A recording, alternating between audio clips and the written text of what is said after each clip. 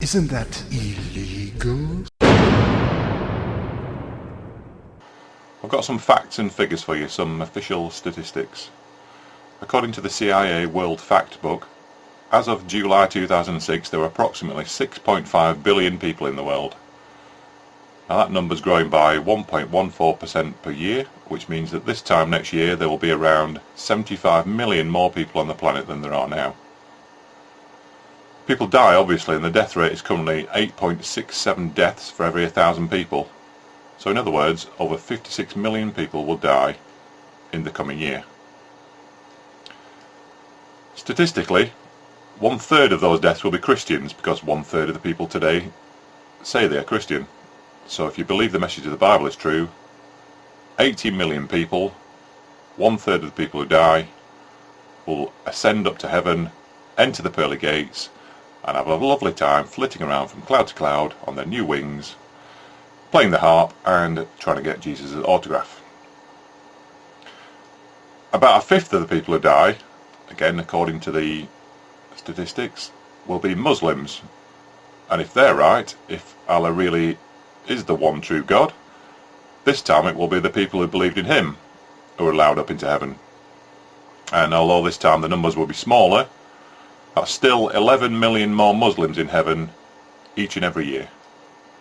Now you might look at those two religions and think how wonderful the God of Christianity or the God of Islam is, giving eternal peace and happiness to millions and millions of dead people.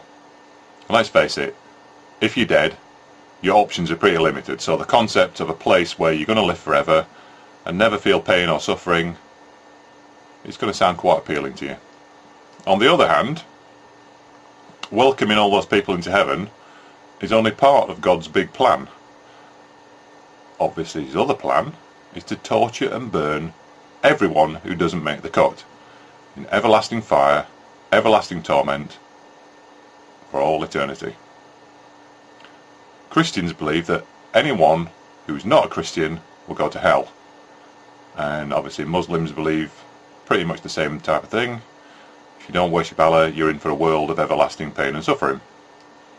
What this means is that the Christian God will consciously, intentionally condemn 37 million people each and every year to hell, to roast in the fires and scream forever.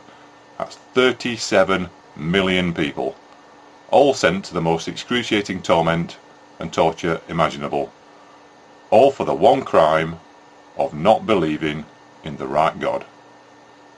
That's not just atheists, that's Muslims, Hindus, Buddhists, Jews, Sikhs, anyone else. If you're not a Christian, you're a crispy one. It's obviously going to be a lot worse if the Muslim God is the right one, because only 11 of the 56 million get into heaven, which leaves 80% of dead people who don't. So the wonderful Allah, the God of Islam, consciously and deliberately decides to torture and burn around 45 million new people, adding 45 million more people to the total each and every year. Now actually, if you're an evangelist, you can probably reckon on there being 9 million more people sent down to the flaming pit, because half of all Christians are Catholics. And of course evangelists don't believe that Catholics are Christians at all, so they're going to fry with the rest of them. In fact, evangelism just manages to shade out Islam as the religion whose God will torture the most people in any given year. 46 million new torture victims every year if you're an evangelist. Well done, evangelism.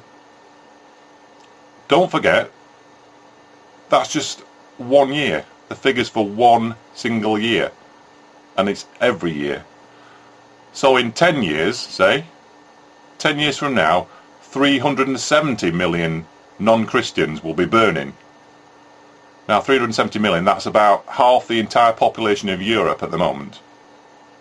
Or in the case of Islam, 450 million non-Muslims, which is about half the entire population of Africa, will be burning in hell. That's in 10 years. And in 100 years, now 100 years, obviously, nearly everybody alive today is going to be dead. So 2/3 of the entire population of the planet, that is 4 billion people, or 80% of the planet, which is 5 billion people if you follow Islam, they'll all be sent to hell by God, simply because they did not believe in the right God. So it's not even that a lot of these people don't believe in God at all. They believe in God, they just believe in the wrong God. You might believe in the God of the Bible just as strongly as somebody else believes in the God of the Quran. But if you do, you won't be seeing that other person over in heaven or hell when you die, because one of you is going to be cast down into agony without end, having your skin burned up over and over again for millions or even billions of years. At least that's what the Bible and the Quran say will happen. This is the reality of that all-loving, all-caring God that these two religions love so much. God condemns 37 or 45 million people, depending on which God it is, to endless torture every year. Why anyone who does that could ever get a reputation for being good is a complete mystery to me. Think about it. Are there really between 37 and 45 million people each and every year who've committed crimes so bad that they deserve to be tortured until the end of time? So you don't even need to count up all the people God killed in the Bible. Just look at how many millions of people he's adding to that fire each and every year.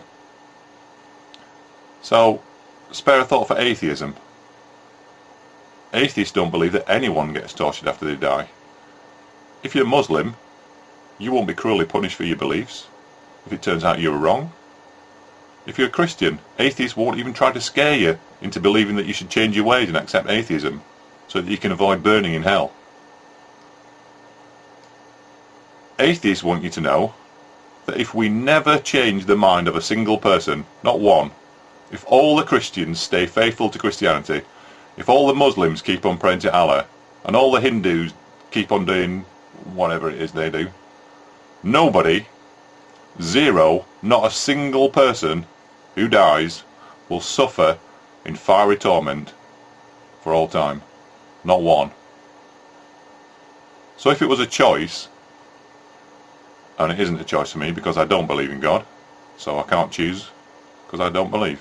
But if I had a choice, I seriously doubt I would praise a God who, if you look at those numbers I've just given you, he causes more pain in the afterlife than he does peace.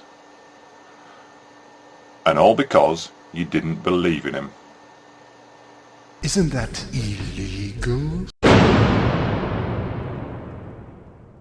Censor your kids' ideas, censor your child's inspiration, censor all that. Expect a really heavy return spring, because you know what? That kid's going to turn her on you, and you're never ever going to have a part of his life again. Casting off the chains of the world. But enough about me.